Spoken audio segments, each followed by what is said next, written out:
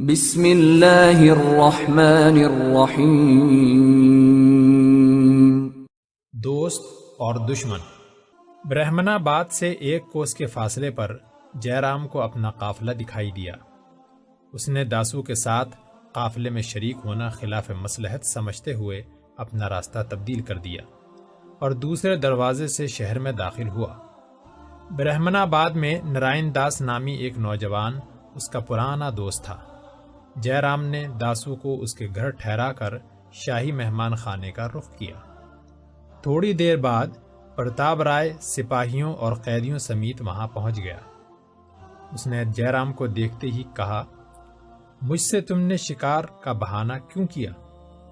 تم نے صاف یہ کیوں نہ بتایا کہ تم مجھ سے پہلے مہاراج سے ملنا چاہتے ہو؟ اب بتاؤ، تمہاری بہن کی کہانی سننے کے بعد مہاراج نے کیا کہا؟ میں ابھی تک مہاراج سے نہیں ملا اور نہ میری یہ نیت تھی۔ پرتاپ رائے نے مطمئن ہو کر کہا، جے رام، میرا خیال ہے کہ اپنی بہن کے غائب ہو جانے کے متعلق تم نے جھوٹ نہیں کہا تھا۔ میں عربوں کے علاوہ سرندیپ کے قیدیوں سے بھی پوچھ چکا ہوں، وہ سب تمہارے پہلے بیان کی تصدیق کرتے ہیں۔ اگر انہوں نے راجا سے شکایت کی کہ تمہاری بہن کے علاوہ ایک مسلمان لڑکی بھی جہاز سے غائب ہوئی ہے تو ممکن ہے کہ راجا مجھے اس بات کا ذمہ دار ٹھہرائے۔ میں راجا کے سامنے بھی یہ کہنے کے لیے تیار ہوں کہ میری بہن جہاز پر نہیں تھی اور مسلمان لڑکی کے غائب ہو جانے کا واقعہ بھی صحیح نہیں، لیکن جب قیدی یہ شکایت کریں گے کہ وہ جہاز سے غائب ہوئی ہے تو تمہارا بیان راجا کو مطمئن نہ کر سکے گا۔ جے رام نے پریشان ہو کر کہا، آخر آپ کیا چاہتے ہیں؟ پہلے آپ نے زبیر اور علی کو اذیت پہنچا کر مجھے یہ تسلیم کرنے پر مجبور کیا کہ میری بہن غائب نہیں ہوئی، اور اب آپ یہ ثابت کرنے پر مصر ہیں کہ عرب کی لڑکی اور میری بہن جہاز سے غائب ہوئی ہیں۔ پرتاپ رائے نے جواب دیا، میں یہ پوچھنا چاہتا ہوں کہ وہ کون سی مجبوری ہے جس نے تمہیں اپنی بہن کا راز چھپانے پر مجبور کیا ہے؟ آپ یہ جانتے ہیں کہ زبیر میرا مہمان ہے، اس نے میری جان بچائی تھی، اور میں یہ نہیں چاہتا کہ آپ اس واقعے کی آڑ لے کر اسے اذیت پہنچائیں۔ تو اس کا یہ مطلب ہے کہ تم صرف زبیر کی خاطر اپنے صحیح دعوے سے دست بردار ہوئے؟ تو زبیر کی دوستی پر اپنی بہن کو قربان کرنے کے لیے تیار ہو، لیکن تمہارا دل یہ گواہی دیتا ہے کہ تمہاری بہن کو میں نے اغوا کیا ہے، اور صرف تمہاری بہن ہی نہیں بلکہ ایک عرب لڑکی اور لڑکے کے غائب ہو جانے کی ذمہ داری بھی مجھ پر ہی عائد ہوتی ہے۔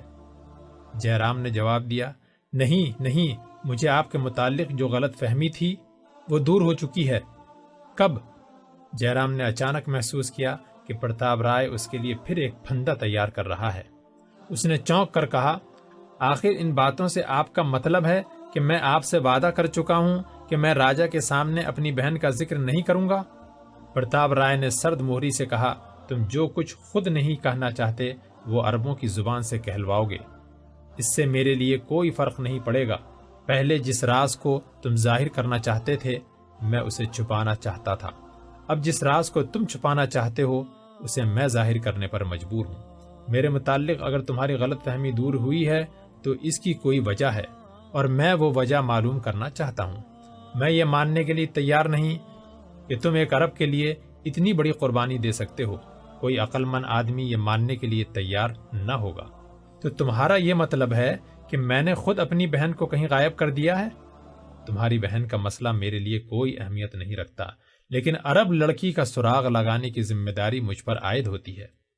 بہت ممکن ہے کہ تمہاری طرح عربوں نے بھی راجا کو مجھ سے بدظن کرنے کے لیے ایک لڑکی کے غائب ہو جانے کا بہانہ تراشا ہو، لیکن اگر دربار میں اس کے غائب ہو جانے کا سوال اٹھایا گیا تو ہم میں سے ایک کو یہ ذمہ داری اپنے سر لینا پڑے گی۔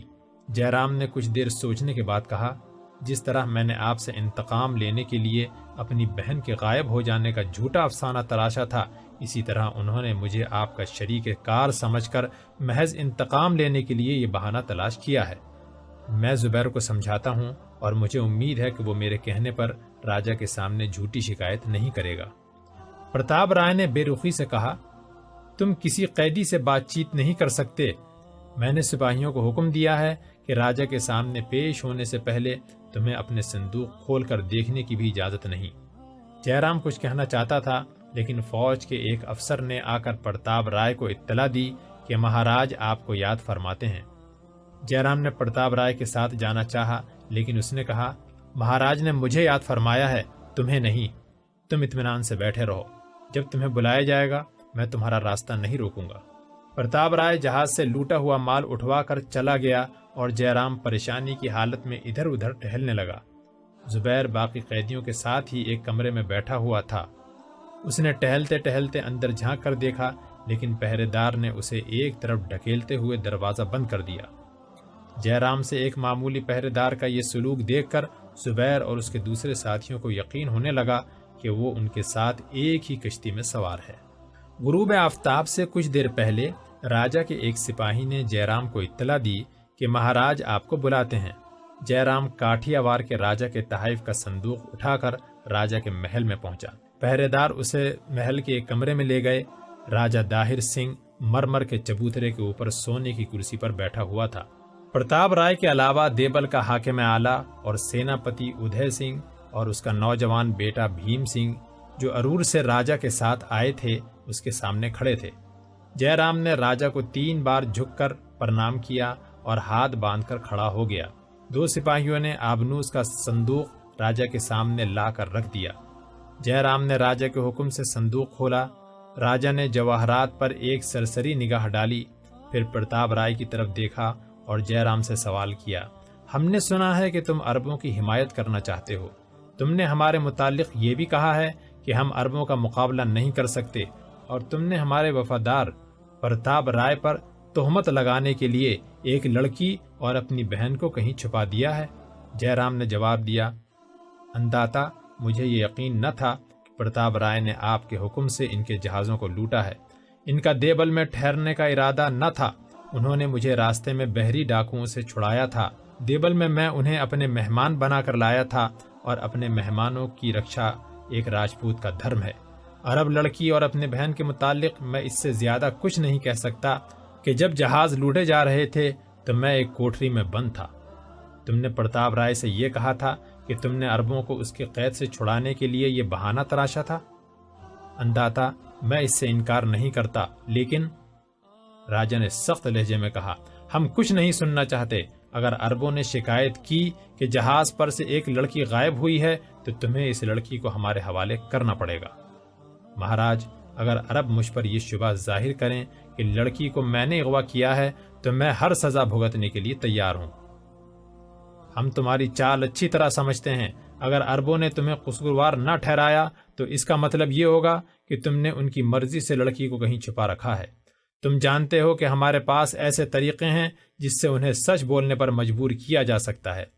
انداتا، اگر آپ مجھے قصوروار ٹھہراتے ہیں تو جو سزا جی میں آئے دے لیں، لیکن عربوں کے ساتھ پہلے ہی زیادتی ہو چکی ہے۔ تو تم ہمارے دشمنوں کے ساتھ دوستی کا دم بھرتے ہو؟ وہ آپ کے دشمن نہیں، وہ سندھ کو عرب کا ایک پرامن ہمسایہ خیال کرتے تھے، ورنہ وہ دیبل کے قریب سے بھی نہ گزرتے۔ اگر وہ نیک نیت نہ ہوتے تو جواہرات کا یہ صندوق جو میں مہاراجہ کاٹھیاوار کی طرف سے آپ کی خدمت میں پیش کر رہا ہوں آپ تک نہ پہنچتا۔ راجہ نے کہا، کاٹھیاوار کے جواہرات سرندیپ کے جواہرات کے مقابلے میں پتھر معلوم ہوتے ہیں۔ مہاراج، میں جوہری نہیں، ایک سپاہی ہوں۔ میں پتھروں کو نہیں پہچانتا، لیکن آپ کے دوست اور دشمن کو پہچانتا ہوں۔ میں ان پتھروں کے ساتھ آپ کی خدمت میں مہاراجہ کاٹھیاوار کی دوستی کا پیغام لایا ہوں۔ ان پتھروں کی قیمت اگر 1 کوڑی بھی نہ ہو تو بھی وہ ہاتھ جو آپ کے سامنے یہ ناچیز تحائف پیش کر رہا ہے بہت قیمتی ہے۔ لیکن پرتاپ رائے نے عرب جیسی پرامن اور طاقتور ہمسایہ سلطنت کے جہاز لوٹ کر جو کچھ آپ کے لیے حاصل کیا ہے وہ آپ کو نہایت مہنگا پڑے گا۔ انداتا، آپ کو مسلمانوں سے دشمنی مول لینے سے پہلے بہت سوچ بچار سے کام لینا چاہیے۔ ان کا ہاتھ ہر ہاتھ سے مضبوط ہے، ان کا لوہا ہر لوہے کو کاٹتا ہے۔ وہ جیٹھ کی آندھیوں کی طرح اٹھتے ہیں اور ساون کے بادلوں کی طرح چھا جاتے ہیں۔ ان کے مقابلے پر آنے والوں کو نہ سمندر پناہ دے سکتے ہیں نہ پہاڑ۔ ان کے گھوڑے پانی میں تیرتے اور ہواؤں میں اڑتے ہیں۔ آپ نے برسات میں دریائے سندھ کی لہریں دیکھی ہیں، لیکن ان کی فتوحات کا سیلاب اس سے کہیں زیادہ تند و تیز ہے۔ راجہ داہر کی قوت برداشت جواب دے چکی تھی۔ اس نے چلا کر کہا، ڈرپوک گیدڑ، تمہاری رگوں میں راجپوت کا خون نہیں میرے ملک میں تمہارے جیسے بزدل آدمی کو زندہ رہنے کا کوئی حق نہیں۔ انداتا، میں اس وقت مہاراجہ کاٹھیاوار کا ایلچی ہوں۔ میں خود ایسے ملک میں نہیں رہنا چاہتا جس میں دوست کو دشمن اور دشمن دوست خیال کیا جائے۔ کاٹھیاوار کا راجہ اگر خود بھی یہاں موجود ہوتا تو میں یہ الفاظ سننے کے بعد اس کا سر قلم کر دیتا۔ پرتاپ رائے، اسے لے جاؤ، ہم کل اس کی سزا کا فیصلہ کریں گے۔ صبح اربوں کے سرغنے کو ہمارے سامنے پیش کرو۔ پرتاپ رائے نے سپاہیوں کو آواز دی اور 8 آدمی ننگی تلواریں لیے موجود ہوئے۔ پرتاپ رائے نے جے رام کو چلنے کا اشارہ کیا۔ جے رام ننگی تلواروں کے پہرے میں پرتاپ رائے کے آگے چل دیا۔ ادے سنگھ جے رام کی تقریر کے دوران میں یہ محسوس کر رہا تھا کہ ایک سرفرا نوجوان اس کے اپنے خیالات کی ترجمانی کر رہا ہے۔ اس نے کہا، انداتا، اگر مجھے اجازت ہو تو کچھ عرض کروں۔ راجا نے جواب دیا، تمہارے کہنے کی ضرورت نہیں، ہم اسے ایسی سزا دیں گے جو برہمن آباد کے لوگوں کو دیر تک نہ بھولے۔ ادے سنگھ نے کہا، لیکن مہاراج، میں عرض کرنا چاہتا ہوں کہ اس نے جو کچھ کہا ہے نیک نیتی سے کہا ہے۔ ہمیں چند ہاتھیوں اور جواہرات کے لیے عربوں کے ساتھ دشمنی مول نہیں لینی چاہیے۔ ہمیں اپنی طاقت پر بھروسہ ہے، لیکن عرب نہایت سخت جان دشمن ہیں۔ راجا نے کہا، ادے سنگھ، ایک گیدڑ کی چیخ سن کر تم بھی گیدڑ بن گئے؟ یہ عرب اونٹوں کا دودھ پینے والے اور جو کی روکھی سوکھی روٹی کھانے والے ہمارے مقابلے کی جرت کریں گے؟ مہاراج، وہ اونٹوں کا دودھ پی کر شیروں سے لڑتے ہیں، جو کی روٹی کھا کر پہاڑوں سے ٹکراتے ہیں۔ تمہارا کیا خیال ہے کہ وہ اونٹوں پر چڑھ کر ہمارے ہاتھیوں کے مقابلے کے لیے آئیں گے؟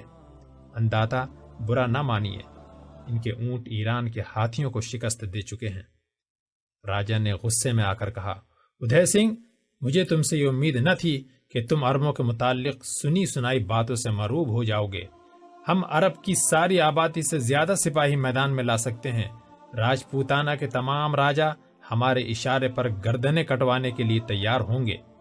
ادے سنگھ نے کہا، مہاراج، مجھے ان کا خوف نہیں، لیکن میں یہ عرض کرتا ہوں کہ ہمیں سوئے ہوئے فتنے کو جگانے سے کوئی فائدہ نہ ہوگا۔ دوسروں کی مدد کے بھروسے پر ایک طاقتور دشمن سے لڑائی مول لینا ٹھیک نہیں۔ ادے سنگھ، تم بار بار کیا کہہ رہے ہو؟ سندھ کے سامنے عرب کی صحرائی ایک طاقتور دشمن کی حیثیت ہرگز نہیں رکھتے۔ آخر عربوں میں کیا خوبی ہے جو ہمارے سپاہیوں میں نہیں؟ مہاراج، ایسے دشمن کا کوئی علاج نہیں جو موت سے نہ ڈرتا ہو۔ اگر آپ کو مجھ پر یقین نہ ہو تو آپ قیدیوں میں سے ایک عرب کو لا کر اس کا امتحان لیں، تلواریں ان کے کھلونے ہیں۔ راجا نے ادے سنگھ کی طرف دیکھا اور کہا، کیوں بھیم سنگھ، تمہارا بھی یہی خیال ہے کہ ہمارے سپاہی عربوں کے مقابلے میں کمزور ہیں؟ بھیم سنگھ نے جواب دیا، مہاراج، پتا جی عربوں کے ساتھ پرامن رہنے میں بھلائی سمجھتے ہیں، ورنہ ہم نے بھی تلواروں کے سائے میں پرورش پائی ہے۔ اگر عرب موت سے نہیں ڈرتے تو ہمیں مارنے سے پیچھے نہیں ہٹنا چاہیے۔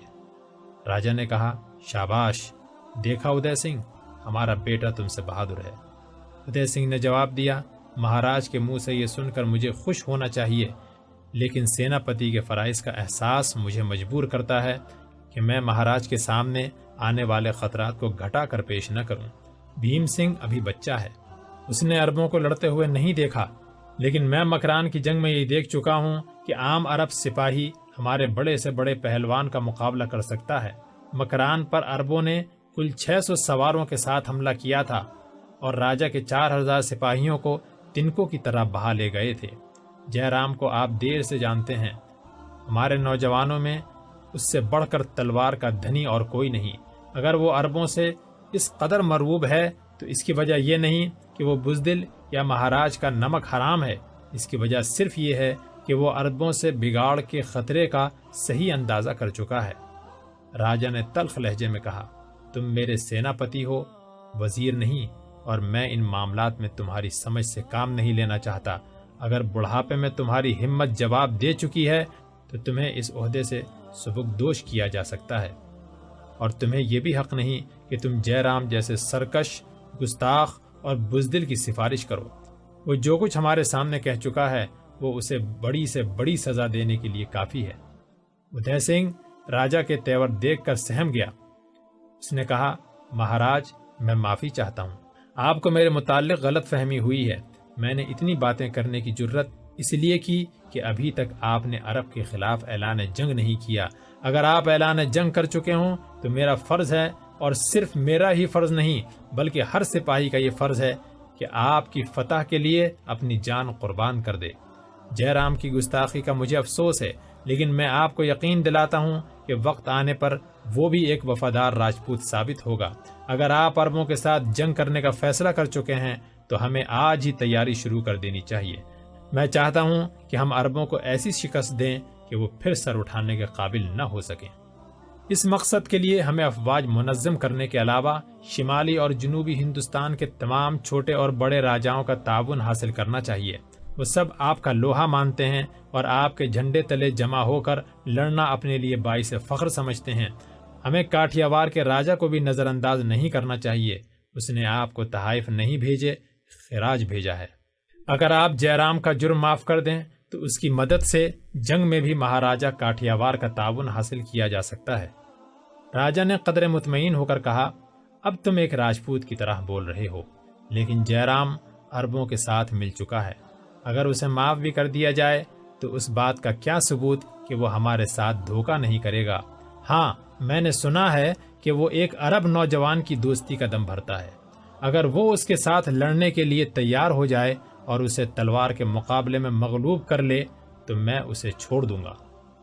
مہاراج، وہ آپ کا اشارہ پا کر پہاڑ کے ساتھ ٹکر لگانے کے لیے بھی تیار ہوگا۔ بہت اچھا، ہم تمہاری سفارش پر اسے موقع دیں گے۔ کل ہم جے رام کی نیک نیتی کے علاوہ تلوار چلانے میں ایک عرب کی مہارت بھی دیکھ لیں گے۔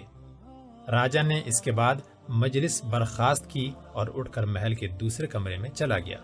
اگلے دن راجا داہر نے برہمناباد کے محل کے ایک کشادہ کمرے میں ایک دربار منعقد کیا۔ سندھ کے دارالحکومت ارور سے اس کا وزیر بھی برہمناباد پہنچ چکا تھا۔ وزیر، سیناپتی اور برہمناباد کے امراء حسب مراتب تخت کے قریب کرسیوں پر رونق افروز تھے۔ وزیر اور سیناپتی کے بعد تیسری کرسی جس پر پہلے برہمناباد کا گورنر بیٹھتا تھا اب دیبل کے گورنر کو دی گئی تھی، اور برہمناباد کا گورنر راجا سے چند بالشت دور ہو جانے پر یہ محسوس کر رہا تھا کہ قدرت نے راجا اور اس کے درمیان پہاڑ کھڑے کر دیے ہیں۔ راجا کے بائیں ہاتھ 5ویں کرسی پر بھیم سنگھ برجمان تھا۔ باقی امراء بائیں طرف دوسرے قطار میں بیٹھے ہوئے تھے۔ کرسیوں کے پیچھے 15-20 عہدیدار دائیں بائیں 2 قطاروں پر کھڑے تھے۔ تخت پر راجا کے دائیں اور بائیں 2 رانیاں رونق افروز تھیں۔ ایک حسین و جمیل لڑکی راجا کے پیچھے سراہی اور جام لیے کھڑی تھی۔ درباری شاعر نے مترنم آواز میں راجا کی تعریف میں چند اشعار پڑھے۔ اس کے بعد کچھ دیر رزق اور سرود کی محفل گرم رہی۔ راجا نے شراب کے چند جام پیے اور قیدیوں کو حاضر کرنے کا حکم دیا۔ سپاہی زبیر کو پایا بزنجیر دربار میں لے آئے۔ اس کے تھوڑی دیر بعد جے رام داخل ہوا۔ زبیر کی طرح اس کے ہاتھوں اور پاؤں میں زنجیریں نہ تھیں، لیکن اس کے آگے پیچھے ننگی تلواروں کا پہرا تھا۔ زبیر کو یقین دلانے کے لیے کافی تھا کہ اس کی حالت اس سے مختلف نہیں۔ راجا نے پرتاپ رائے کی طرف دیکھا۔ یہ ہماری زبان جانتا ہے؟ اس نے اٹھ کر جواب دیا، جی مہاراج، یہ اجنبی زبانیں سیکھنے میں بہت ہوشیار معلوم ہوتا ہے۔ راجا نے زبیر کی طرف دیکھا اور پوچھا، تمہارا نام کیا ہے؟ زبیر، اس نے جواب دیا۔ راجا نے کہا، ہم نے سنا ہے کہ تم ہم سے بات کرنے کے لیے بہت بے چین تھے، کہو کیا کہنا چاہتے ہو؟ میں یہ پوچھنا چاہتا ہوں کہ دیبل کی بندرگاہ پر ہمارے جہاز کیوں لوٹے گئے اور ہمیں قیدی بنا کر ہمارے ساتھ یہ وحشیانہ سلوک کیوں کیا جا رہا ہے؟ راجا نے قدرے بے چین ہو کر جواب دیا، نوجوان، ہم پہلے سن چکے ہیں کہ عربوں کو بات کرنے کا سلیقہ نہیں، لیکن تمہیں اپنی اور اپنے ساتھیوں کی خاطر ذرا ہوش سے کام لینا چاہیے۔ زبیر نے کہا، ہمارے ساتھ جو سلوک کیا گیا ہے اگر آپ کو اس کا علم نہیں تو یہ اور بات ہے، ورنہ یہ حقیقت ہے کہ دیبل کے گورنر نے بغیر کسی وجہ کے ہم پر دست درازی کی ہے۔ اگر آپ کو ہمارے متعلق کوئی غلط فہمی ہو تو ہم اسے دور کرنے کے لیے تیار ہیں، لیکن اگر سندھ کی طرف سے یہ قدم ہماری غیرت کا امتحان لینے کی نیت سے اٹھایا گیا ہے تو ہم والی سندھ کو یہ یقین دلاتے ہیں کہ ہم ہندوستان کے اچھوت نہیں جن کی فریاد ان کے گلے سے باہر نہیں آ سکتی۔ آج تک ہمارے ساتھ ایسا سلوک کرنے کی جرت کسی نے نہیں کی، اور سندھ کی سلطنت کو میں ایسی سلطنت نہیں سمجھتا جو ایران کی زرہیں اور روما کے خود کاٹنے والی شمشیروں کی ضرب برداشت کر سکے۔ وہ قوم جو روئے زمین کے ہر مظلوم کی داد رسی اپنا فرض سمجھتی ہے، اپنی بہو بیٹی کی بے غیرتی پر خاموش نہیں بیٹھے گی۔ راجہ نے وزیر کی طرف متوجہ ہو کر کہا، سنو، ایک قیدی ہمارے خلاف اعلان جنگ کر رہا ہے۔ وزیر نے جواب دیا، مہاراج، یہ عرب بہت باتونی ہیں۔ ایران اور روم کی فتوحات نے انہیں مغرور بنا دیا ہے، لیکن انہیں سندھ کے شیروں سے واسطہ نہیں پڑا۔ زبیر نے جواب دیا، ہم نے دیبل میں شیروں کی شجاعت نہیں دیکھی، لومڑیوں کی مکاری دیکھی ہے۔ زبیر کے ان الفاظ کے بعد تمام درباری ایک دوسرے کی طرف دیکھنے لگے۔ ادے سنگھ موقع کی نزاکت محسوس کرتے ہوئے اٹھا اور ہاتھ باندھ کر کہنے لگا، مہاراج، چند دن قید میں رہ کر یہ نوجوان اپنے ہوش و حواس کھو بیٹھا ہے، اور پھر آپ یہ بھی جانتے ہیں کہ جس سپاہی کی تلوار کند ہو اس کی زبان بہت تیز ہوتی ہے۔ زبیر غصے کی حالت میں ادے سنگھ کی دوستانہ مداخلت کا مطلب نہ سمجھ سکا اور بولا، مجھ پر پیچھے سے وار کیا گیا ہے، ورنہ میری تلوار کے متعلق تمہاری یہ رائے نہ ہوتی۔ پرتاپ رائے نے اٹھ کر کہا، مہاراج، یہ جھوٹ کہتا ہے، ہم نے اسے لڑ کر گرفتار کیا ہے۔ زبیر نے غصے اور حقارت سے کانپتی ہوئی آواز میں کہا، بزدل آدمی، تم انسانیت کا ذلیل ترین نمونہ ہو۔ میرے ہاتھ پاؤں بندھے ہوئے ہیں، لیکن اس کے باوجود تمہارے چہرے پر خوف و ہراس کے آثار ظاہر ہیں۔ لومڑی شیر کو پنجرے میں بھی دیکھ کر بدحواس ہے۔ میرا صرف ایک ہاتھ کھول دو اور مجھے میری تلوار دے دو، پھر ان سب کو میرے اور تمہارے دعوے کی صداقت معلوم ہو جائے گی۔ پرتاپ رائے پھٹی پھٹی نگاہوں سے حاضرین دربار کی طرف دیکھ رہا تھا۔ برہمناباد کا گورنر زبیر کی آمد کو تائید غیبی سمجھ رہا تھا۔ اس نے اٹھ کر دربار کا سکوت توڑا اور کہا، مہاراج، یہ کھشتری دھرم کی توہین ہے کہ ایک معمولی عرب بھرے دربار میں سردار پرتاپ رائے کو بزدلی کا تانا دے۔ آپ سردار پرتاپ رائے کو اجازت دیں کہ وہ اس کا دعویٰ جھوٹ ثابت کر دکھائیں۔ ادے سنگھ کو پرتاپ رائے سے کم نفرت نہ تھی، لیکن وہ جے رام کو راجہ کی عتاب سے بچانا زیادہ ضروری خیال کرتا تھا، اور اسے بچانے کی اس کے ذہن میں یہی صورت تھی کہ جے رام زبیر کا مقابلہ کر کے راجہ کے شکوک رفع کر دے کہ وہ عربوں کا دوست ہے۔ اس نے اٹھ کر کہا، مہاراج، برہمناباد کے حاکم کا خیال درست نہیں۔ سردار پرتاپ رائے کا رتبہ ایسا نہیں کہ وہ ایک معمولی عرب سے مقابلہ کریں، یہ ان کی توہین ہے۔ اس نوجوان کی خواہش پوری کرنے کے لیے ہمارے پاس ہزاروں نوجوان موجود ہیں۔ اگر مہاراج کو ناگوار نہ ہو تو آپ جے رام کو یہ ثابت کرنے کا موقع دیں کہ وہ نیچ عربوں کا دوست نہیں۔ راجہ نے جواب دیا، تم کئی بار جے رام کی سفارش کر چکے ہو، لیکن اس کی باتیں یہ ظاہر کرتی ہیں کہ وہ عربوں سے بہت زیادہ مروب ہے۔ کیوں جے رام، تم اپنی وفاداری کا ثبوت دینے کے لیے تیار ہو؟ جے رام نے ملتجیانہ انداز میں کہا، مہاراج، میں آپ کے اشارے پر آگ میں کود سکتا ہوں، لیکن زبیر میرا مہمان ہے اور میں اس پر تلوار نہیں اٹھا سکتا۔ دربار میں ایک بار پھر سناٹا چھا گیا۔ ادے سنگھ نے دل برداشتہ ہو کر جے رام کی طرف دیکھا۔ مہاراج، چلا کر کہا، اس گدھے کو میرے سامنے سے لے جاؤ، اس کا منہ کالا کر کے پنجرے میں بند کر دو اور شہر کی گلیوں میں پھراؤ۔ کل اسے مست ہاتھی کے سامنے ڈال دیا جائے گا۔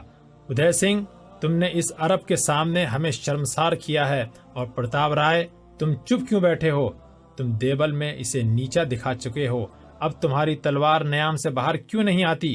تم سب کو سانپ کیوں سونگ گیا؟ نوجوان بھیم سنگھ نے اٹھ کر تلوار بے نیام کی اور کہا، مہاراج، مجھے اجازت دیجیے۔ بھیم سنگھ کی دیکھا دیکھی تمام درباریوں نے تلواریں کھینچ لی۔ سب سے آخر میں پرتاپ رائے نے تلوار نکالی، لیکن اس کی نگاہیں راجہ سے کہہ رہی تھیں، انداتا، میرے حال پر رحم کرو۔ درباریوں کو راجہ کے اشارے کا منتظر دیکھ کر زبیر نے اپنے ہونٹوں پر ایک حقارت آمیز مسکراہٹ لاتے ہوئے کہا، بس اب جانے دیجیے۔ مجھے یقین ہو گیا ہے کہ اپنے حریف کو پایا بزنجیر دیکھ کر آپ کے درباری بزدل کہلانا پسند نہیں کرتے، لیکن قدرت لومڑیوں کے سامنے شیروں کو ہمیشہ باندھ کر پیش نہیں کرتی۔ بھیم سنگھ نے کہا، مہاراج، اس کی بیڑیاں کھول دیجیے، میں اسے ابھی بتا دوں گا کہ شیر کون ہے اور لومڑی کون۔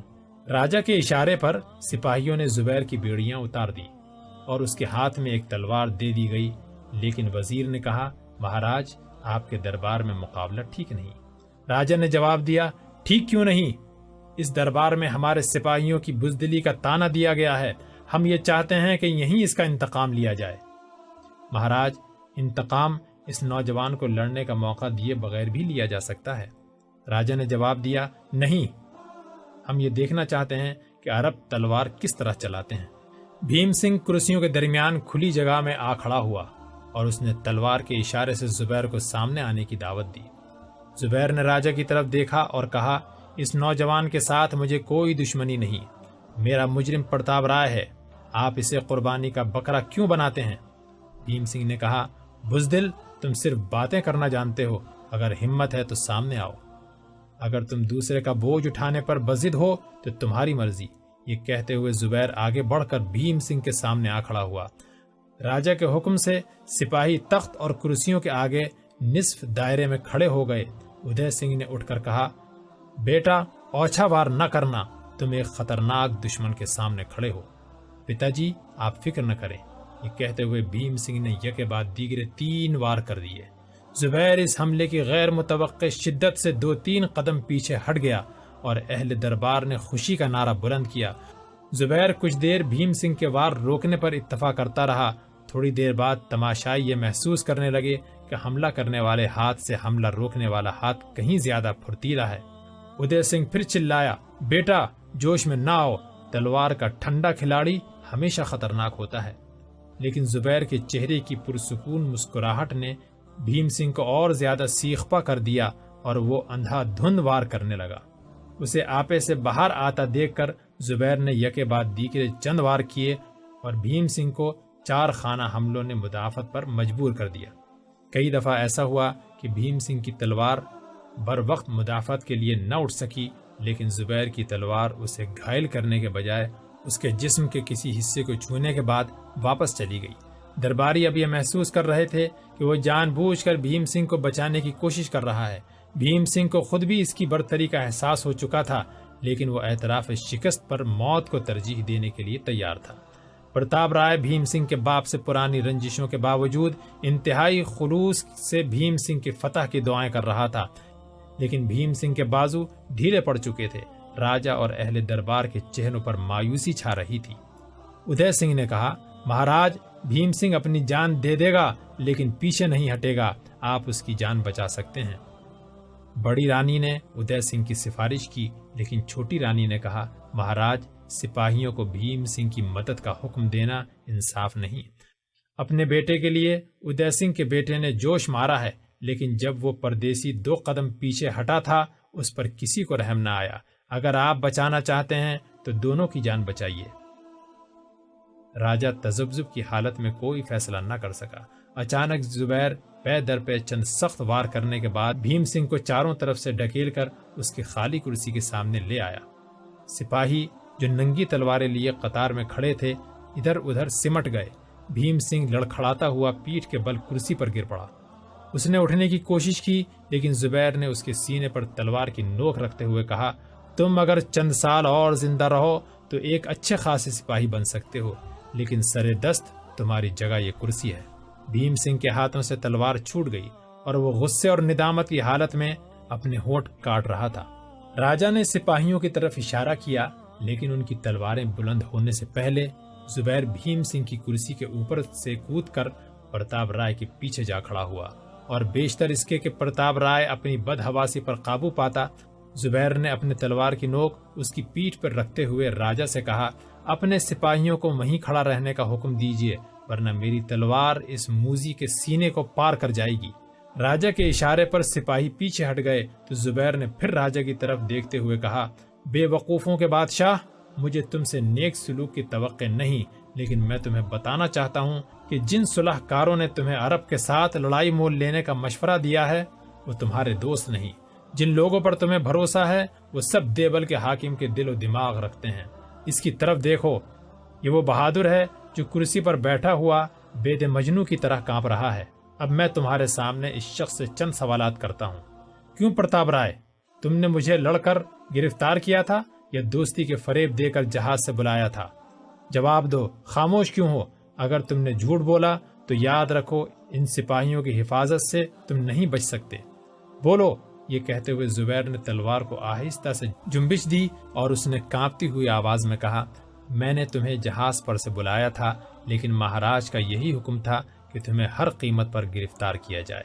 راجا نے کہا، ٹھہرو، پرتاپ رائے نے ہمارے حکم کی تعمیل کی تھی، اگر تم نے اس کے ساتھ کوئی زیادتی کی تو قیدیوں کے ساتھ وہ سلوک کیا جائے گا جسے تم تصور میں بھی برداشت نہ کر سکو گے۔ ابھی ہم نے تمہارے متعلق کوئی فیصلہ نہیں کیا، ہم خواہ مخواہ عرب کے ساتھ بگاڑ نہیں چاہتے۔ تمہاری قوم واقعی بہادر ہے، لیکن اگر تم ذرا سمجھ سے کام لو تو ممکن ہے ہم تمہیں اور تمہارے ساتھیوں کو آزاد کر دیں۔ تمہارے سر پر اس وقت 20 سپاہی کھڑے ہیں، تم زیادہ سے زیادہ ایک کو مار سکو گے، لیکن اس وقت ایک آدمی کے بدلے ہم تمام قیدیوں کو پھانسی دے دیں گے۔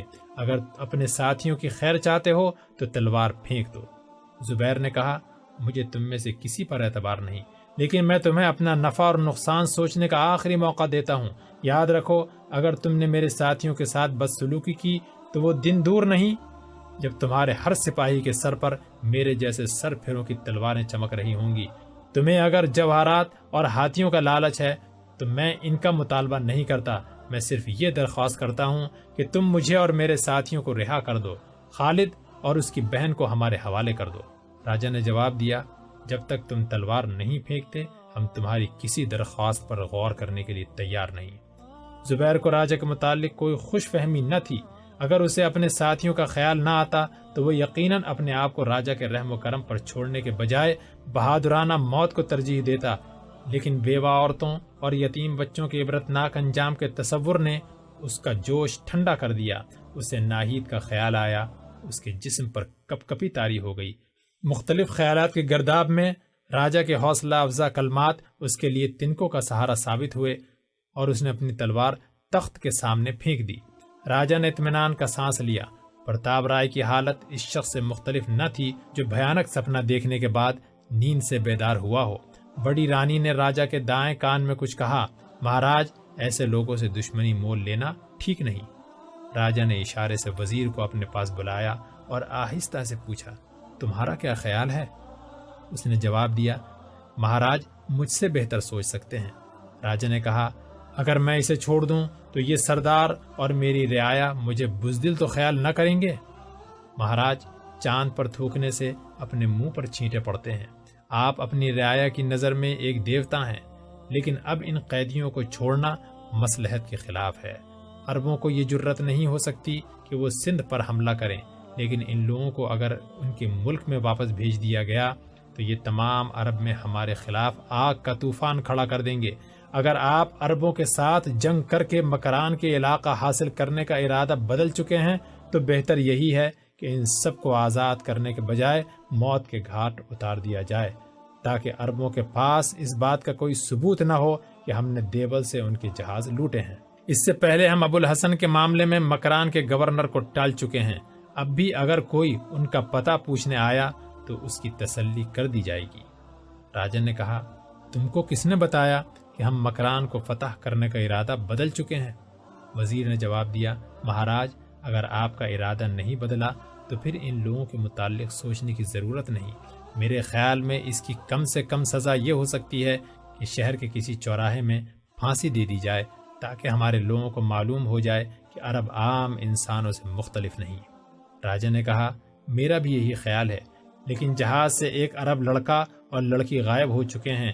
اگر انہوں نے سندھ کی حدود پار کر کے مکران میں اور عربوں کو یہ خبر پہنچا دی تو ممکن ہے کہ ہمیں بہت جلدی لڑائی کی تیاری کرنی پڑے۔ وزیر نے جواب دیا، مہاراج، عرب کے موجودہ حالات مجھ سے پوشیدہ نہیں۔ ان کی خانہ جنگی کو ختم ہوئے زیادہ دیر نہیں ہوئی اور اب ان کے تمام افواج شمال اور مغرب کے ممالک میں لڑ رہی ہیں۔ ہمارے پاس 1,00,000 فوج موجود ہے اور ہم ضرورت کے وقت اسی قدر اور سپاہی جمع کر سکتے ہیں۔ پھر راجپوتانے کے تمام راجا آپ کے باج گزار ہیں، وہ آپ کے جھنڈے تلے عربوں سے لڑنا اپنی عزت سمجھیں گے۔ مجھے یقین ہے کہ جو عرب سندھ میں آئے گا واپس نہیں جائے گا۔ شاباش، مجھے تم سے یہی امید تھی، تم آج ہی تیاری شروع کرو۔ راجا سے کانا پھوسی ختم کرنے کے بعد وزیر اپنی کرسی پر آ بیٹھا۔ راجا نے سپاہیوں کی طرف متوجہ ہو کر کہا، اسے لے جاؤ، آج شام تک ہم اس کا فیصلہ کر دیں گے۔